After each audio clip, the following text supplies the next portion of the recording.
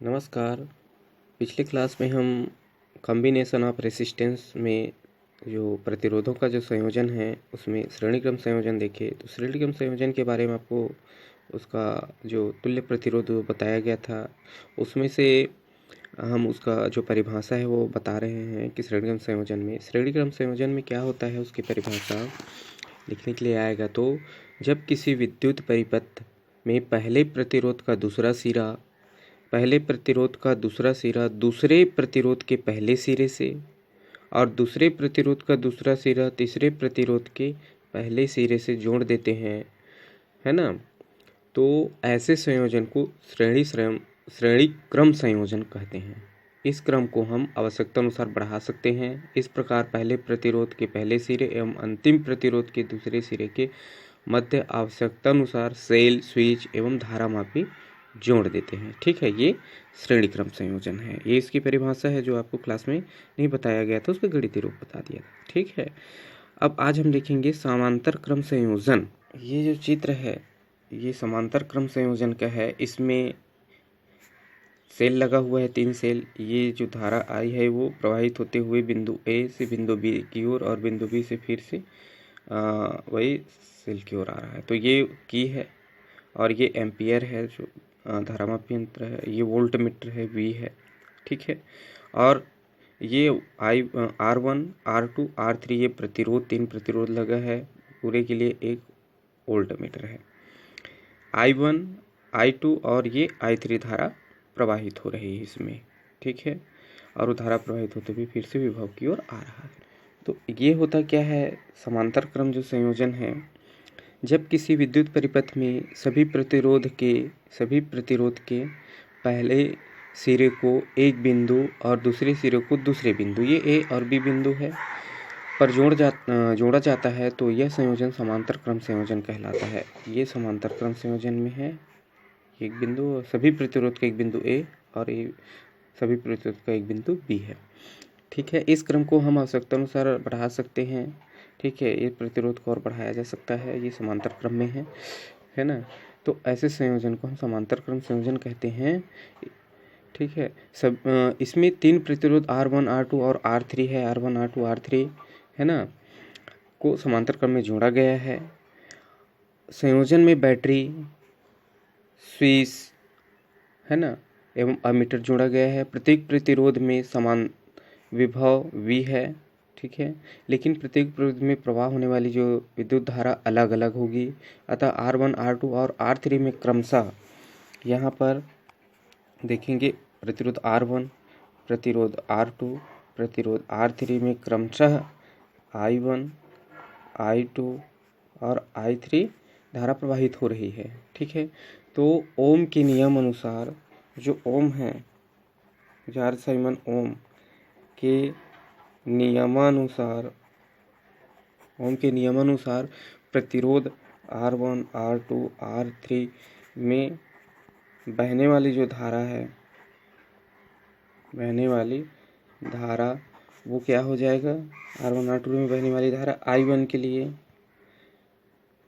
I1 बराबर V अपन R1, I2 बराबर V अपन R2 और I1 बराबर V अपन R1, I2 बराबर V अपन R2 और I3 बराबर V अपन R3 होगा।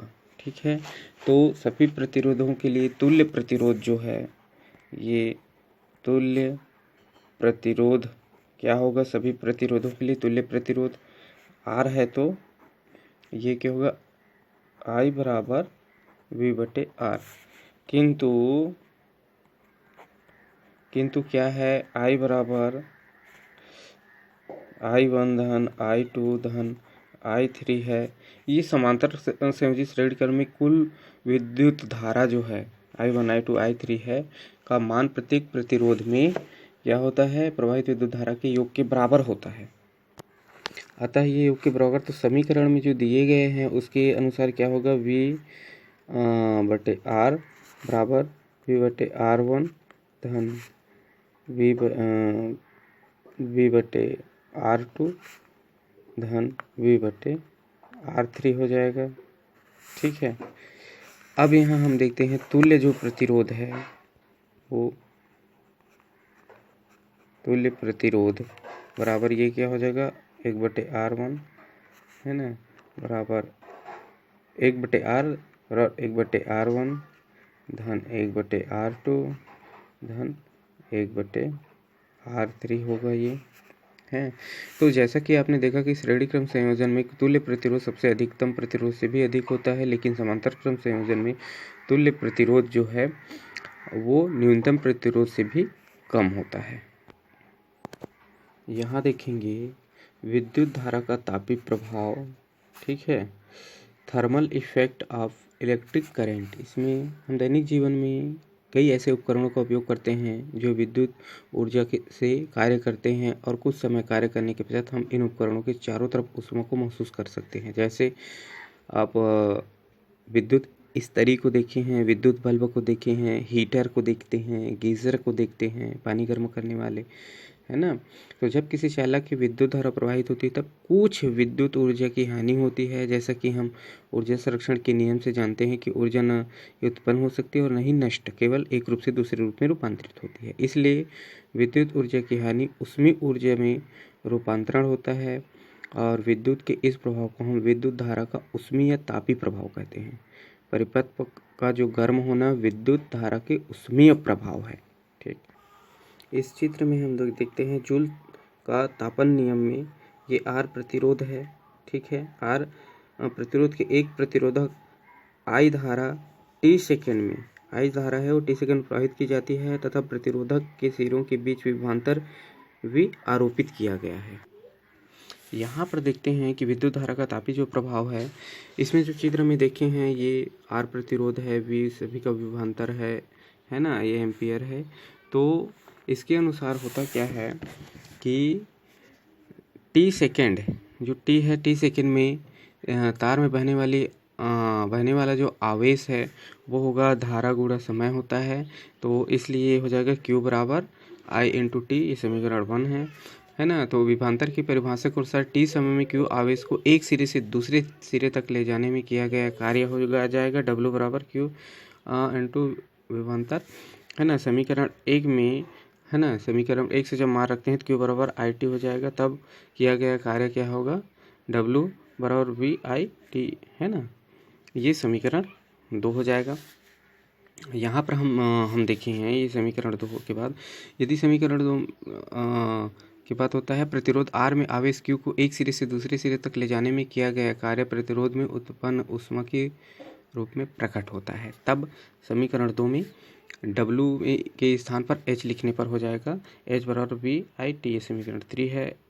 यहाँ पर हम देखेंगे कि प्रतिरोध में T समय में विद्युत धारा I द्वारा उत्पन्न ऊष्मा H जो है वो क्या हो जाएगा, ऊष्मा H है तो वो H बराबर I स्क्वायर RT होगा। ओम के नियम अनुसार V बराबर IR से होता है।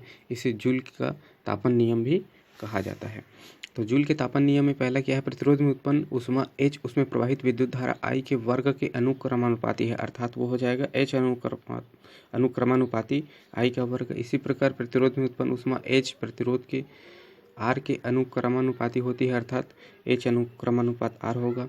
तीसरा नियम है प्रतिरोध में उत्पन्न ऊष्मा H प्रतिरोधक में धारा प्रवाहित करने के समय T के अनुक्रमानुपाती होती है, इसलिए हो जाएगा H अनुक्रमानुपाती T समय। इस प्रकार ये हो जाएगा H बराबर I का वर्ग RT, ये समीकरण 4 है। विद्युत शक्ति इलेक्ट्रिक पावर देखते हैं, है ना। विद्युत शक्ति इलेक्ट्रिक पावर होता क्या है, वह दर जिस पर विद्युत ऊर्जा किसी अन्य प्रकार की ऊर्जा में रूपांतरित हो जाती है विद्युत शक्ति कहलाती है। दूसरे शब्दों में कार्य करने की दर को शक्ति कहते हैं। विद्युत शक्ति विद्युत धारा और विद्युत विभवांतर के गुणनफल जितनी होती है, यह है ना। किसी विद्युत परिपथ में ऊर्जा हानि की दर को भी विद्युत शक्ति कहते हैं। विद्युत शक्ति को P से व्यक्त करते हैं। माना कि विद्युत परिपथ में V वोल्ट ये विभवांतर I एम्पियर धारा प्रवाहित हो रही है। तो T सेकेंड में, जो T सेकेंड है उसमें विद्युत ऊर्जा की हानि हो जाएगा W बराबर VIT होगा, है ना।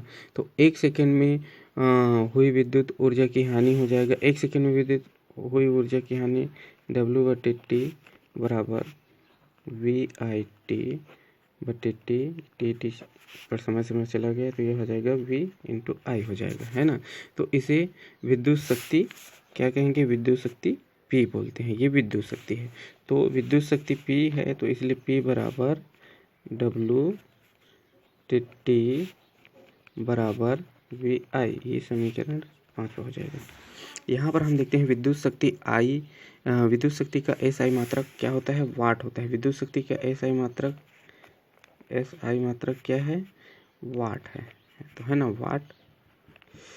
तो यहाँ समीकरण 6 से समय है ना, जो समीकरण 6 से T समय में स्रोत द्वारा परिपथ में प्रदान की गई ऊर्जा, ये प्रदान की गई ऊर्जा की P/T है जो VIT के बराबर है।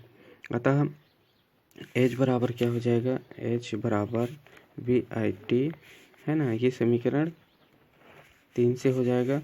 इसलिए क्या होगा, H बराबर I का वर्ग RT जो V बराबर IR, ये ओम के नियम अनुसार है। विद्युत की खपत H को हम क्या कहते हैं, विद्युत की जो खपत H है उसको हम कहते हैं किलोवाट हावर्स, यह यूनिट से दर्शाते हैं। और किलोवाट हावर्स में 1 किलोवाट आवर्स बराबर 1 यूनिट होता है ना। और 1 यूनिट बराबर 1000 वाट होता है गुणा 1 घंटा होता है, ये ध्यान रखेंगे, ठीक। देखते हैं घरेलू विद्युत परिपथ। जो घरेलू विद्युत परिपथ होता है उसमें आप देखेंगे एक विद्युतमय जो तार होता है, विद्युतमय तार आपका जो पोल से जो आता है, जिसको खंभे से आता है, उसमें हम देखेंगे विद्युतमय तार और एक उदासीन तार है। तो विद्युत खंभे का जो फ्यूज़ है ना, विद्युत खंभे का जो फ्यूज़ है उसमें एक विद्युतमय तार है और एक उदासीन, जिसको न्यूट्रल बोलते हैं, वो विद्युत मीटर तक पहुंच जाता है। विद्युत मीटर में वहीं से एक भूगर्भ तार, जिसको अर्थिंग बोलते हैं, भूमि से लिया हुआ तार आता है ना, वहाँ से ये कनेक्शन बन के विद्युत मीटर से बन के आपके घर तक जब पहुँचता है तो वो मेन स्विच एवं प्रत्येक परिपथ के लिए फ्यूज बॉक्स जो लगा रहता है ना। तो इसमें 220 वोल्ट तक है।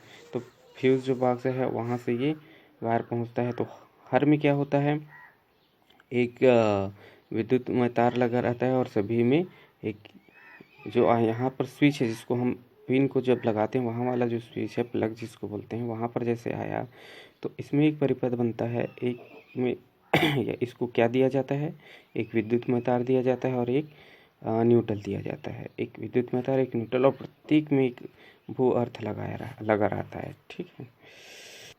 तो इसमें होता क्या है, घरों में विद्युत शक्ति की आपूर्ति मुख्य तारों या जिसको मेंस से प्राप्त होती है। यहाँ हमारे घरों में 3 तारों वाली वायरिंग के जरिए पहुँचती है। लाल रंग का जो तार है विद्युतमय तार कहलाता है। नीले या काले रंग का तार उदासीन तार होता है, जिसको न्यूट्रल या माइनस बोलते हैं। और हरे रंग का जो तार है भूगर्भ तार होता है। हमारे देश में विद्युतमय तार एवं उदासीन तारों के बीच का विभवांतर 220 वोल्ट होता है। भू तार जो होता है, भू संपर्क तार मोटा तांबे का बना तार होता है, जिसे तांबे की एक पट्टी से जोड़कर भूमि में गड़ा दिया जाता है। इसे विद्युत मीटर से जोड़ने के बाद मेन स्विच या है उसमें जोड़ा जाता है। विद्युत खंभे से आते हुए विद्युतमय तार या उदासीन तार सबसे पहले एक स्थिर बक्से जिसे विद्युत मीटर कहते हैं उसमें ले जाते हैं। पूरे परिपथ में अति भारण या लघुपतन से लगने वाली आग से बचने के लिए इसे फ्यूज के साथ श्रेणी क्रम में जोड़ा जाता है। जब दुर्घटनावश विद्युतमय तार और उदासीन तार संपर्क में आ जाते हैं तो परिपथ का प्रतिरोध शून्य हो जाता है और परिपथ में से बहुत अधिक धारा बहने लगती है। इस कारण परिपथ में लगे उपकरण क्षतिग्रस्त हो जाते हैं और साथ में चिंगारीभूत बन हो सकती है। फ्यूज किसी ऐसे धातु अथवा मिश्र धातु के तार का टुकड़ा होता है जिसका उचित गलनांक होता है, जैसे एल्युमिनियम, कॉपर और आयरन, लेड आदि का बना होता है। यदि परिपथ में किसी निर्दिष्ट मान से अधिक मान की विद्युत धारा प्रवाहित होती है तो फ्यूज तार के तापमान में वृद्धि होता है। इससे फ्यूज तार पिघल जाता है और परिपथ टूट जाता है। घरों में प्रायः 1 एम्पीयर, 2 एम्पीयर, 3 एम्पीयर, 5 एम्पीयर और 10 एम्पीयर क्षमता वाले फ्यूज उपयोग में लिया जाता है। बिजली उत्पादन स्रोत में विद्युत धारा प्रत्यावर्ती धारा के स्वरूप में उपलब्ध होती है। इस प्रकार की विद्युत धारा के प्रवाह की दिशा निरंतर बदलती रहती है। इसे अल्टरनेटिंग करंट या एसी कहते हैं।